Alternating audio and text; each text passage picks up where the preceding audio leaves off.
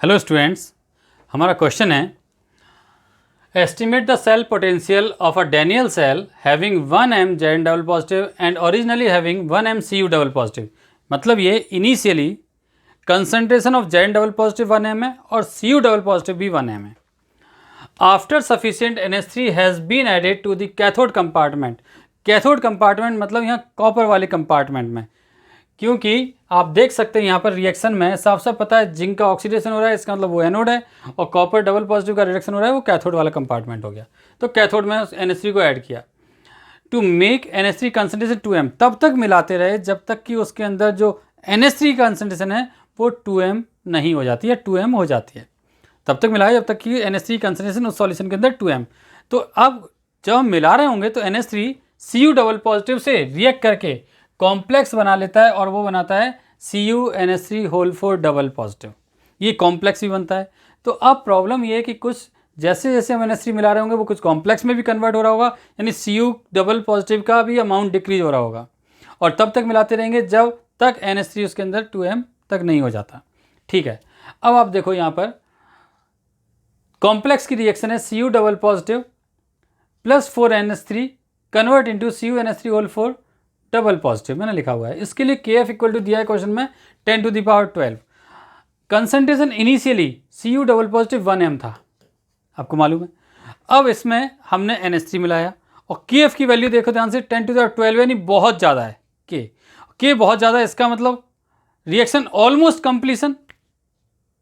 अगर रिएक्शन का almost completion हो रहा है, इसका मतलब ये कि यहाँ से जो कन्वर्जन मैंने लिखा हुआ है x, यहाँ से कन्वर्जन कितना हुआ x, यानी x की वैल्यू ऑलमोस्ट 1 के बराबर होगी।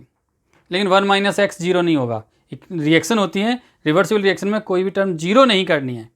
तो 1 माइनस एक्स कुछ तो होगा, लेकिन जो x है उसकी वैल्यू ऑलमोस्ट 1 होगी। तो हम x की जगह इस साइड प्रोडक्ट साइड 1 लिख सकते हैं, बट 1 माइनस एक्स को आप 1 माइनस एक्स ही लिखना, जीरो नहीं लिख सकते।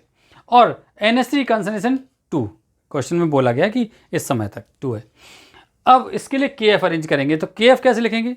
KF इक्वल टू हमारे पास है 10 to the 12 is equal to x की वैल्यू कितनी है 1, तो मैं यहाँ लिख देता हूँ KF is equal to concentration of the complex, यानी x is divided by 1 minus x into 2 to the power 4। लेकिन ये जो 1 माइनस एक्स है, this is the concentration of CU double positive ion, तो इसको आपको जीरो नहीं करनी है, बट इस x की जगह आप 1 लिख सकते हैं। तो मैंने लिखा हुआ है 10 to the 12 equal to 1 upon 1 minus x 2 to the power 4। 1 minus x की कंसंट्रेशन CU डबल पॉजिटिव जो रिमेन्ड है, रिमेन। अब यही सेल में काम करेगा जो ये और ये वैल्यू आ जाती है हमारे पास 10 to the minus 12 अपॉन 16। अब इसमें नस्ट इक्वेशन लगाते हैं, E cell equal to E degree cell minus 0.0591 upon 2। आप देख सकते हैं जिंक से जेन डबल पॉजिटिव में 2 इलेक्ट्रॉन का लॉस, CU डबल पॉजिटिव से CU में 2 electron gain, 2 electron loss 2 electron gain. इसका मतलब ये कि इसमें 2 इलेक्ट्रॉन का एक्सचेंज हो रहा है, n की वैल्यू 2 लॉग जेन double positive upon CU double positive. Zinc double positive ion की कंसंट्रेशन 1 m है अभी भी, लेकिन CU डबल पॉजिटिव आयन की कंसंट्रेशन कितनी थी 1 माइनस एक्स, और 1 माइनस एक्स की वैल्यू हमने कितनी निकाली है 10 to the minus 12 अपॉन 16। जब आप यहाँ 10 to the minus 12 अपॉन 16 लिखेंगे तो इस टाइप से ये वैल्यू आ जाएगी। अब आप इसका लॉग सॉल्व कर लीजिए। 1.1 ये लिखा E cell equal to 1.1 minus 0.0591 upon 2 log, ये सॉल्व करेंगे आप तो ये 12 log 10, तो log 10 की वैल्यू 1 प्लस ये लिखा हुआ है 2 to the power 4, यानी 4 log 2 की वैल्यू 0.3010 होती है, 0.3 भी ले सकते हैं।